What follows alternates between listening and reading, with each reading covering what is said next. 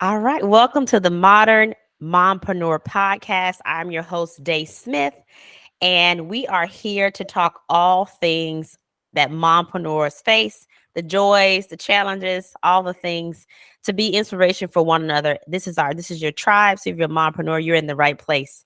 And today I'm so excited to have a very special guest, Val Vick. Val Vick is a colleague of mine that I met when I was very, very new in business. She and I joined the same networking group, Network in Action, and were mentored by the same mentor, Miss Tony Harris Taylor.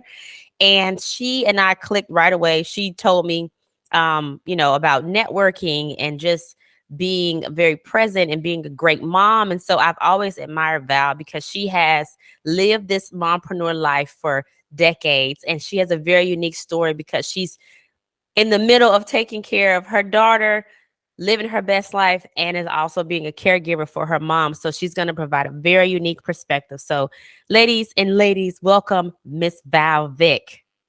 Hey, good morning. I'm so glad to be here, Day. Thank you for having me. Yes. And I didn't mention Val is an amazing copywriter and the owner of Val Vick Copywriting. So all those emails you may get from me, if you're not opted in, you need to go ahead and do that.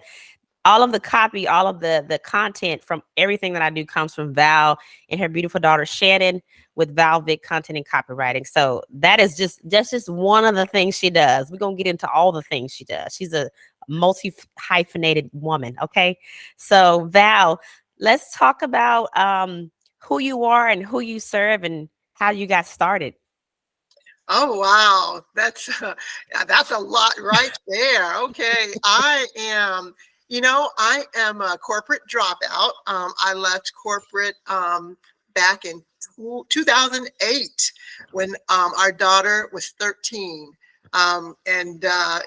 Full transparency, the Lord told me that I would be coming home from my corporate career when she was 6 years old. And my husband was like, "Are you sure that's the Lord talking?" And I'm like, "Yeah, I'm pretty sure." But when it happened, I was resistant. I'm like, you know what? Let me just go part time. And I did not leave right away. And God showed out. He basically removed all my favor at work, and it was clear I was supposed to leave. So I ended up leaving, and became really went into the entrepreneurial, but I really became more a soccer mom and everything else. That was my focus.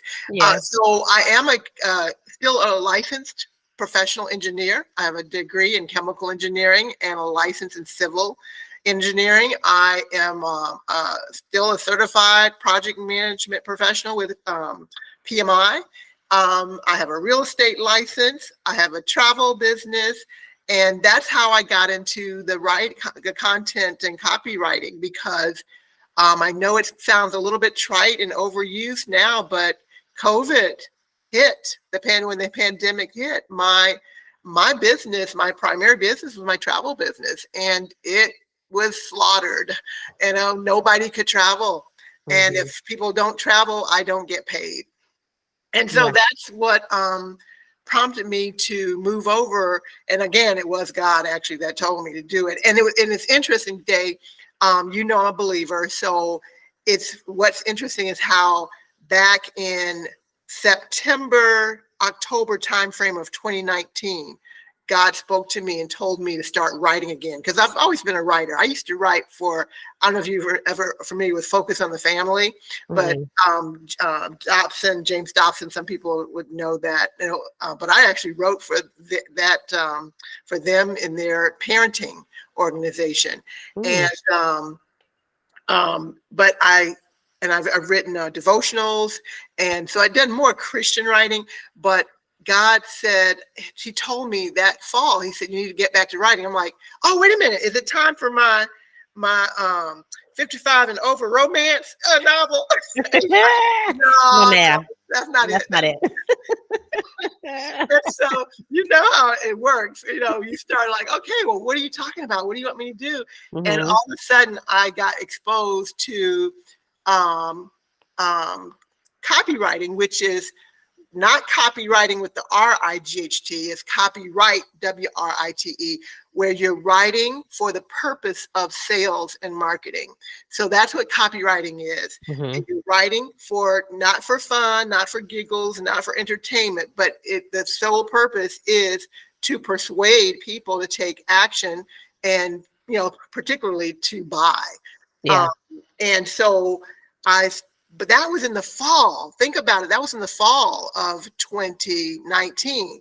The pandemic didn't show up until 2020. March of 2020. Mm-hmm. And so at that point, I'm like, okay, God, why am I doing this? But, you know what? Hey, I've learned to be obedient. So I started positioning Wow. in the fall of 19 to do this. And when it hit, I'm like, oh, that's what that was Wow. about, right? Yes. So that's how I moved into this business now.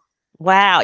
I'm thinking about, because me and Val we've gotten so close, especially recently, but I'm thinking about my transformation also happened at the same time, Val. Like 2019, I was pushed out and I was like, I got to start my business. And then luckily the pandemic hit and it was already moving and grooving. Same thing. Like, he spoke to me. It was very clear. I went for it.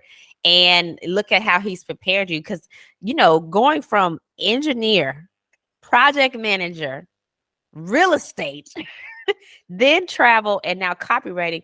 And you do copywriting as if you've been doing this for years. Like you're so good at it, as if that's been your career. So it truly is something that you're supposed to do, because you haven't had a decades long and it like you have with your other careers, but you're still very unique and very good at it. The way you capture, I know, the brand voice, and you kind of make sure that the user experience is what it needs to be. And it's not just writing just to write. And it's not Chat GPT. So don't just rely all on AI Don't for get your it twisted, copy. right? You still need somebody like Val to get you together. So I love that. So let's talk about when you were, God spoke to you when Shannon was 6, but when you finally said, okay, I'm leaving when Shannon was 13, because I know a lot of moms that are listening are like working that double life, right? Yes. Right. Yes. Here you have the kids, Yes. and you have the job, and you have the business that you're passionate about. Walk us through what that was like day in and day out. Like, what was that like for y'all? It's, and I'm just gonna be like, be me, because that's Please. one of my big thing is, just be you, right? Yes. There was no work-life balance, period. There was no balance. It was a struggle every single week to make it. And I'm going to also share something that I haven't shared with too many people, but when I was trying to, wait, I was trying to do the compromise, and I did the part-time. And, when you're in consulting, and because I worked for an engineering consulting firm, I was a VP with CH2M Hill, who's since been bought by Jacobs Engineering. And I said, I went to my boss and I said, hey, I want to go part-time, blah, blah, blah. And they're like, are you sure? Because honestly, in my role, and I know some of your moms are in the same situation, just because you're part-time doesn't mean you can't actually turn the phone off.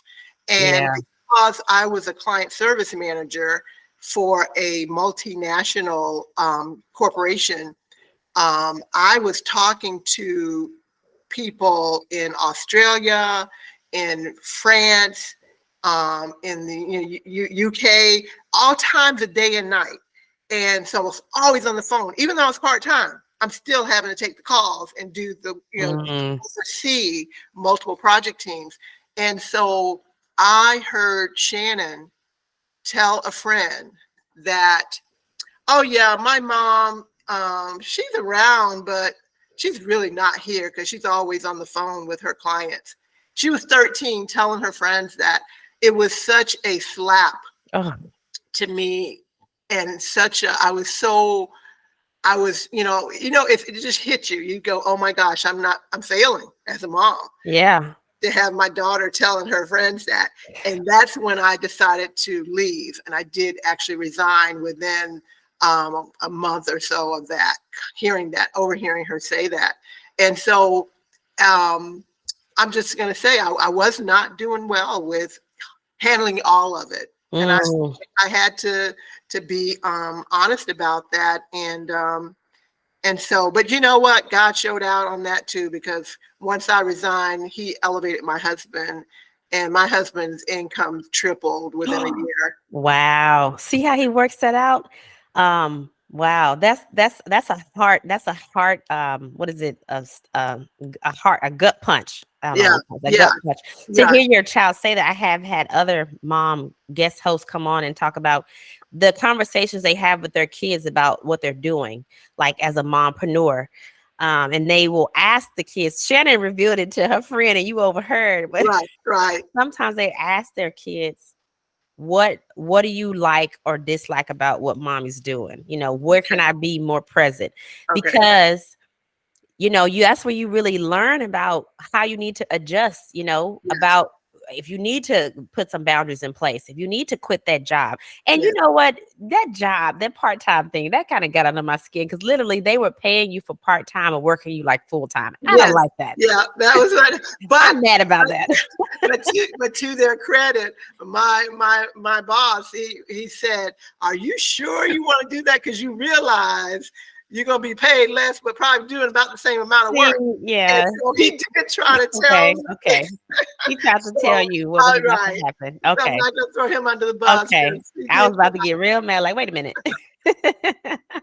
Okay. So so you made that transition. So let that be a lesson, not only listening to your family, listening to your, God talking to you, but once you do, you said he made a way, like you were trying to hold on to it. And I'm not a proponent of just taking the leap without some strategy and foundation. I believe in that, but you left, and then he elevated your spouse. And if you don't have a spouse, he may elevate your own income. He may create opportunities to where you can hire or get some sort of influx of money. You could have a quantum leap, right? Yeah, you could.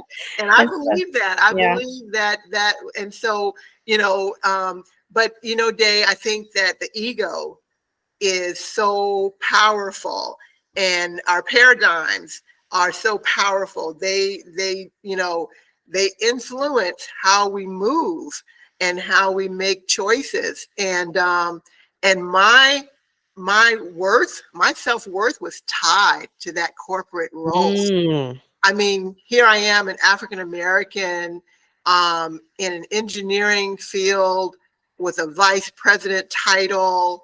And, I mean, let's be honest. I mean, I was strutting around thinking that was like the thing, right? Yeah. And then to give that, give it up. It's like, well, what's my title going to be? Just mom?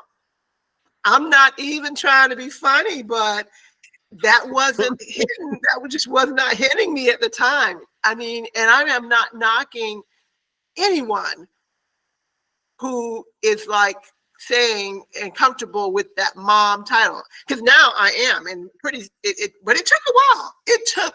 It took a couple years for me to really like move into that place of being like, dang, I'm doing the do. I'm a great mom. Now I was one of the helicopter moms. Shannon probably was sorry I left, because I was all up in her business. That's funny. I'm gonna have to get with Shannon. I have my niece and nephew recording in a couple weeks, because I want to hear about the perspective of the kids who had mompreneurs. I may have to get Shannon on the show. She can tell me how she really felt, and if she remembers that conversation. And so let's talk about that. So you have had this career mainly in since you left the VP of engineering, real estate, and then travel agency, and now copywriting. But you brought Shannon in, and she is now working with you. So you raised an entrepreneur. Were there things that you were telling her, or did you more lead by example? Like how did you see her? How did you see her develop into an entrepreneur as well? In her case, I think that having her mom entrepreneur, but having a father who's very much tied to the traditional, get a degree, get a job. That part. And that's it. Because you should have heard us, especially my husband's like, you know what? And even me at first, I was like, girl, just get an engineering degree. I'll help you get it. And because the whole security thing, because being an entrepreneur, it is not a paycheck every single week that looks the same, right? And so she had both people, talking in her ear, but her heart of hearts is to be an actor, an entertainer. She is an actor. She auditions. Well, right now she ain't doing a whole lot of auditioning because everybody on strike. Yeah, the writers. Yes, I know about that. And actors are on strike, but when before that she had auditions. I mean, she was had 5-6 auditions every week, and so we believe that this is her God assignment, and so for her to have the flexibility to pursue the acting, that was one of the things I said. You know what? Help me with the business, and that'll be the way we allow and help you to do that. But she's never, because of, I think, my influence, she's never bought into the only option is a 9-to-5 job.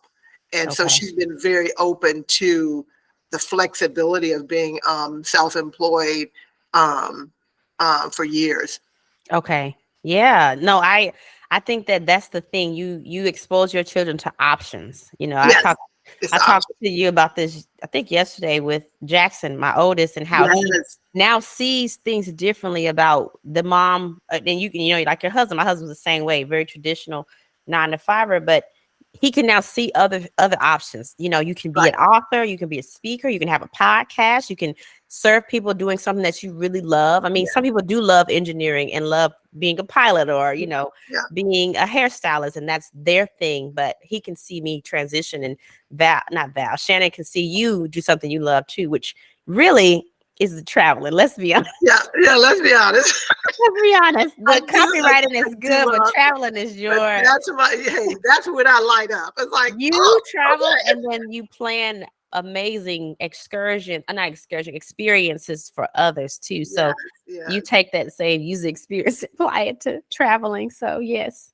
Yeah. And when you were talking about it, I thought when you were talking earlier, Day, I thought it all comes full circle, all works together, because when I was in corporate, I was always in marketing.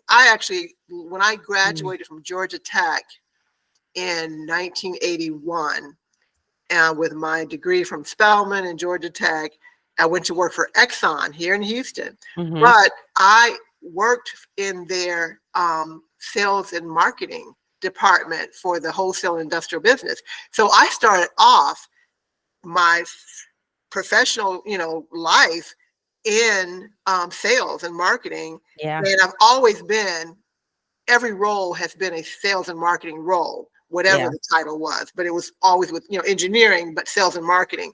And so when you think about the copywriting, that is sales and marketing, but just the words, the digital, words, and even the hard copy words too, because some people still do, pamphlets and that kind of thing.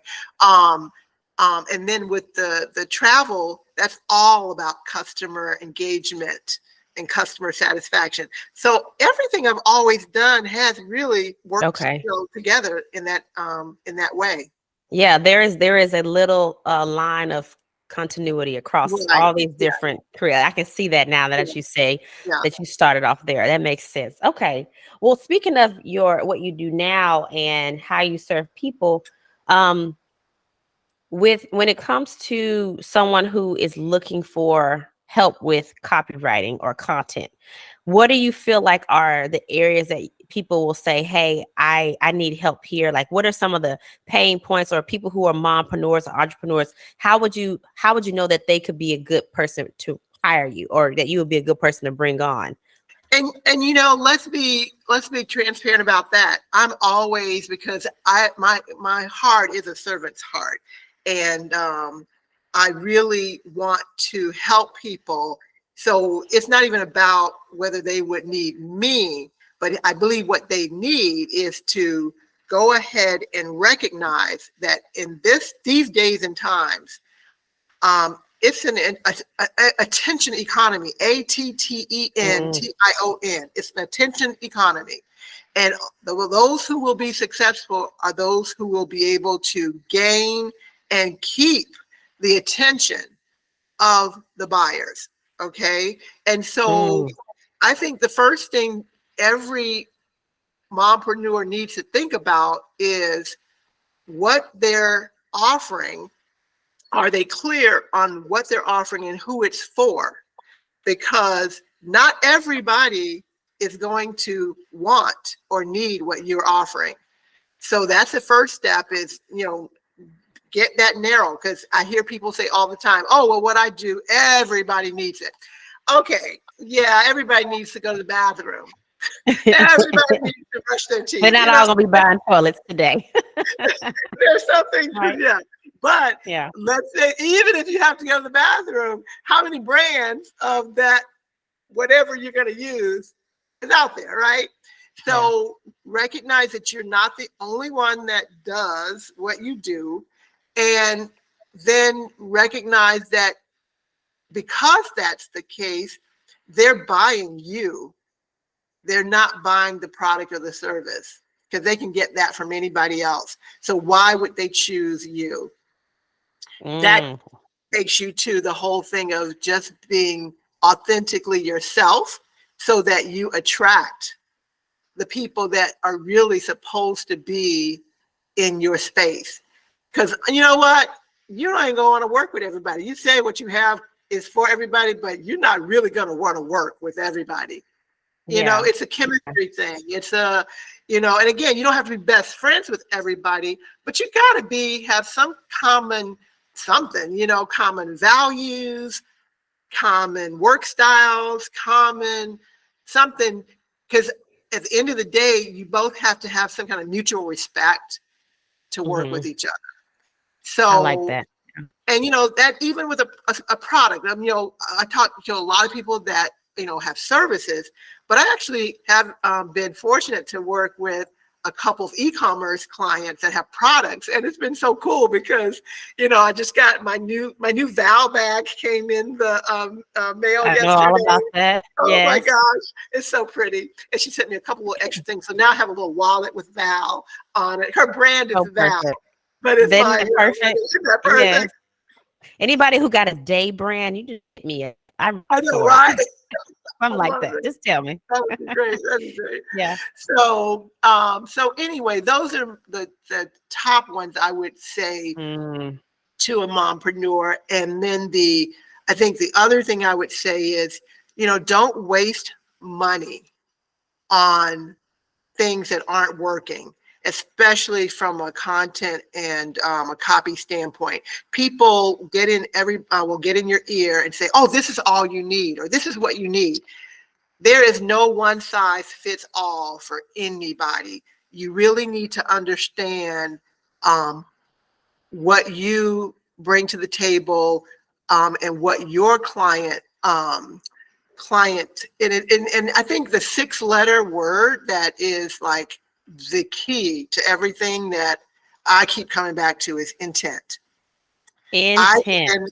INTENT. Intent. Okay. People search when you think about people buying, because again, we're in the business of sales. There's no other way to say it. We're in the business of sales, whether it's a nonprofit, whether it's a service, it's a product. We're ultimately selling something. Yeah.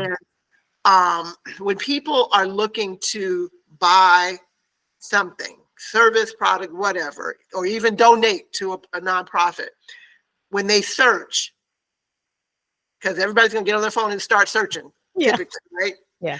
And they may be, going asking friends and family and Facebook family, who do you recommend? But ultimately, they're still going to do some searching.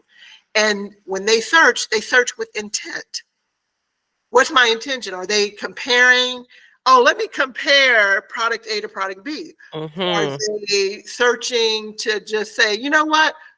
I'm not even aware of who does, activity A or B, service A or B. They're searching with intent.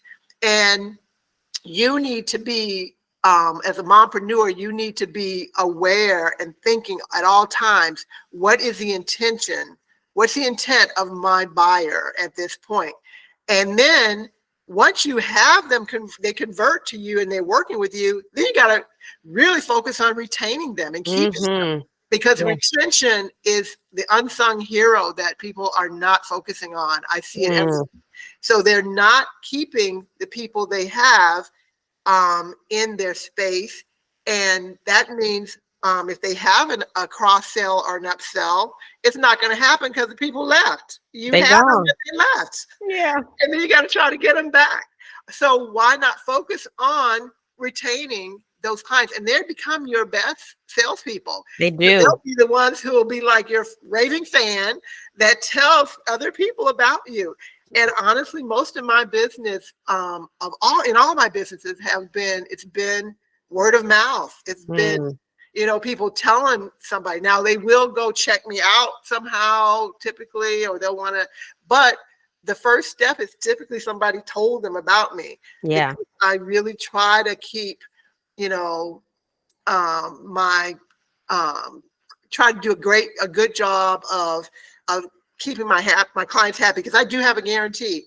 If I work for you and I don't sound like you, we'll do it till it sounds right. And if you're not happy, I'll do it till it's right, unless we agree to separate. And I have had a couple people, we both agreed it was a good idea to separate, but not a lot.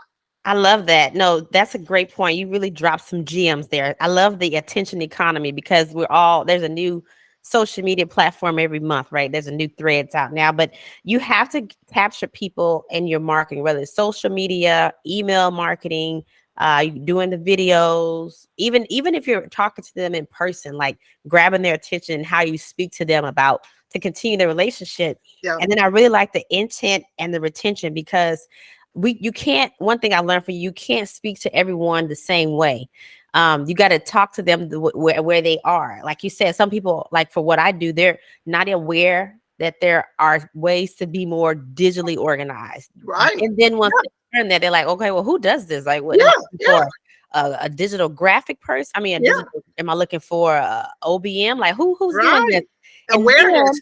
Where are they? How does this? And then when they say, okay, this is what I want to do, like, then you got to message them about buying, like getting them to trust that you're going to help them and showing them the results. And each of those stages, and there may be more, all require a different type of conversation to have. Yes. And it's okay if you don't know how to do that. That's why there's people like Val who do. Like me. Because it's a lot. Even if you are a marketing person, have you done the copy? Because that, a lot of people think it's just writing, it's just words, but think about when you've bought something. What was it on that page, on that link, that got you to say yes to it and continue to buy? Because I was literally just signed up for a free course, and you better believe as soon as I signed up for the free course, that was an upsell, and I was like, might as well, I know the upsell sounded good too, and it was like couple dollars or whatever. Yeah, so, it's real. It's real. It happens all the time. And even when you know what's happening, I know what's happening. I'm like, I know every step of the way, and I'm still gonna buy it. Right. Because it's meeting a need, and I believe that it's going to solve a problem, and I connect with you somehow. And there's some trust there, because one of the people that we both are following right now, I heard him say just yesterday, people don't buy from you for really only 3 reasons. What you have, they don't want or need. Number 2, they want to need it, but they don't trust you. Or number 3, they want to need it. They actually trust you, but they don't trust themselves to make the decision. They're second guessing themselves. Oh, okay. Yeah, that's true. I like that, because you really do have to like meet them where they are.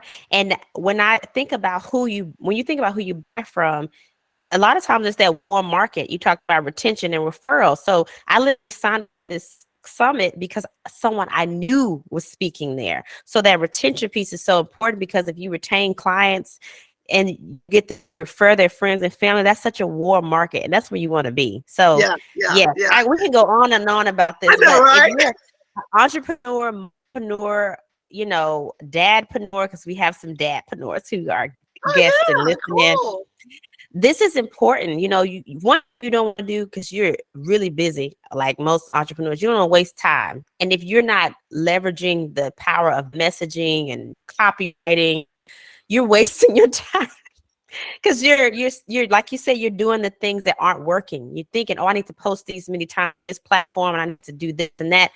You're not even doing it in a way that's going to create ROI for yourself. So really focusing on what are those strategic things you can do for your business to maximize your time and your money, and your resources. Right. So can I address the elephant in the room for me? Yes. The chat GPT and the AI resources. Let's talk about it. Yes. Okay. Wonderful tools, just amazing tools. I've been using them for a while. I didn't tell everybody that's what I was doing, but I was using them because it was an efficiency, because my productivity coach is always emphasizing about efficiency and productivity. And her name is Day. Day Smith. But here's what I want mompreneurs and dadpreneurs to remember about AI. It's a tool. They are tools. But if you're old enough to remember Pac-Man, remember how Pac-Man they gobble, right? Yeah. AI is like Pac-Man. It gobbles very quickly content that's already out there, that's already published. It cannot create anything. And so because it's so quick and so efficient with that, it's a great tool. But number one, it cannot create anything. So if you're not in whatever you're doing, if you're not in a posture of creating something different and new that helps you stand out, then why would I just, waste my time reading something that Pac-Man regurgitated? I call it Pac-Man vomit. I mean, the AI tool gobbled it up and packaged it for you, but I could have gotten that just Googling myself, the topic, so you need to be creating, and AI won't do that. So, use it for your benefit as a tool, but you still need to be creating. And then it's got to sound like you. So even if you get something, make sure you tweak it and change it to sound like you, so it doesn't sound like everybody else. I think those are the two main things I want to point out about.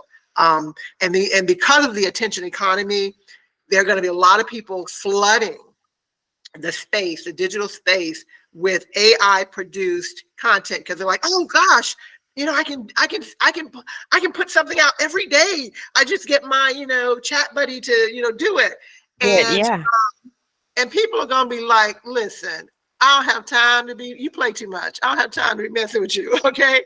And they're not gonna trust you anymore, because they're gonna see that you're not really doing anything that's new, creative, bringing something new to the table. So be careful. I'm just saying. I'm just advising you to be careful. And if it's not an intelligent tool, it's actually not a smart tool. I mean, not a smart platform, because like you say, it's using the same things that someone else has said, but it is a smart tool. It's not going to create things, but it is a smart tool, and you do have to tweak it so you can be different. If you put in real estate marketing prompts and someone else puts in real estate marketing prompts, y'all gonna sound exactly the same, and no one is gonna pay attention to you as an individual. So that's why what Val said about tweaking it and really making it sound like yourself. But thank you for touching on that, because that comes up a lot. I know for you, even for me as a productivity coach, people ask me, well, what do you think about ChatGPT? And my answer is exactly the same. So great tool. And actually there's better AI tools in ChatGPT in some cases, because the ones that give you the references for the sources of where they got the material, depending on your business, if you need credibility and you need to cite references, ChatGPT is not the best AI tool for you. See, only Val, somebody like Val would know that because I don't know. I just know the one. I know the one as far as what that does, but I know there's others out there. So we'll get Yeah, to how there's to more connect than with Val in a 30, second. 30, 40 of them. Yeah, That's there's what so many I'm tools. Oh goodness. Okay. Well, after this lightning round, we will talk about how we can connect with you, so we can find out what those are. Okay. So we're moving to my favorite part of the podcast, and that is the lightning round, where I'm going to ask you some questions, and you're going to just spit them off, whatever comes to the top of your Okay. head. Um. So, and we can learn a little bit more about you. You ready? I'm ready. I feel like I'm Okay. on a game show. Something like that. It's kind of like a game show. Okay. What are 3 words to describe you today? Thoughtful, provocative, excited. Love it. What would you tell your 18-year-old self today? Girl, it's just not that serious. Let me just say, everybody I asked that, they start off with girl because it's like so funny. Oh goodness. What does it mean to you to be a modern mompreneur? I believe it means modern mompreneur means I don't have to assume what worked before is all I have access to now. Love it. Love it. What do you love about being a mom? Oh, oh my gosh. The opportunity to bring a smile to my child's face is what I love the most. I love you lit up with that. I love it. What are you reading, watching, or listening to? Oh my, right now it's all about Think and Grow Rich, the greatest salesman in the world. X. Those kinds of books that are really I'm trying to adjust my paradigm right now.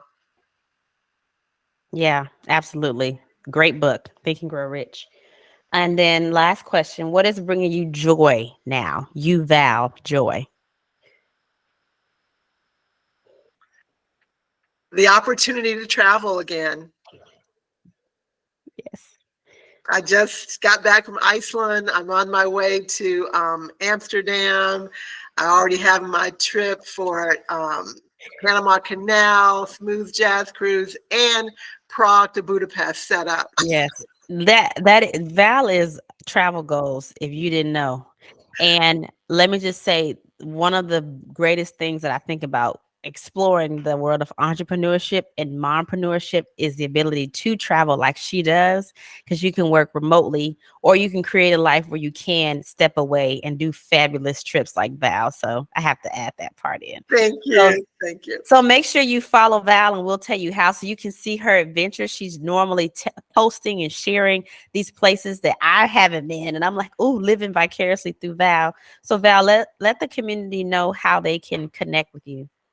Okay, so the best way, if you just need to, and I'd love to have a conversation, because you know what, when we talk, no matter what's going on, something's going to happen. So please, just get on my calendar at meetwithval.com. It's very simple, meetwithval.com. Simple. Yeah, to let's have a conversation and visit. And then and text me. Really, I get so many emails. I scan, but I don't get, and if they go to spam, I may or may not see them. So text me, 281-757-3057. Facebook, it's Val at valeriavick.com. It's the Facebook email to look me up, and it's Valeria Collier Vick. It's the full name. So I know people search for Val Vick. I don't know, maybe I need to change that. But my government name is Valeria. Valeria. Yeah, Collier hyphen Vick. And we'll put all of this in the show notes, but meet with Val for sure. And then on Facebook, Valeria Vic. I'm sure you should Call say your to vet. pull up, call your Vic, Yeah. and then shooting her an email or text. So we'll put that all in the show notes so you can be in touch. But make sure you connect with Val from, as you can see, she is a multi-hyphenated woman with a beautiful career, and she can relate to those who have raised entrepreneurs, and she's also a caregiver as well. I know a lot of mompreneurs maybe transition or have that lifestyle. I know quite a few at any ages that are balancing those, and Yeah. so she'd be a great inspiration and resource for the mompreneur community. But I just want to say thank you, Val, for being a guest. This has been Thank a you. wonderful conversation. So much information you shared, and just you're such a light. So if you're not watching this, I will be putting it on YouTube. But if you're hearing Val, I'm sure she's resonating with you. That her beautiful self. But anything you want to say to close out? Thank you, Day. You are my. I want to be like you when I grow up. That's So what I'm much. saying. Okay. And people's like, girl, you're 65. When you go sit your butt down? I don't think I'm going to sit down ever until God says come home. Because why? Why sit down? I'm just praying that, I keep the health, and I encourage all moms, take care of yourself, your body, keep your health so that you can keep going. And, because I'm looking forward to still traveling at 90, so I want to be. I'm not gonna sit down either. They better just get used to it. This is how it's gonna be. I yeah, love that. yeah. I do love that about you, Val. Like, you inspire me to just continue to invent myself and dream bigger at any Keep age. dreaming. And Yes. you look good doing it. You look great Thank doing it. So you. Thank you. thank you, Val. And so for anyone who has enjoyed this episode, feel free to subscribe to the channel, the Mod Mom Pod, as well as like it and share with any fellow mompreneur you feel could hear Val's story and be inspired and need to know more about this world of content and copywriting, or her travels as well. So share your community.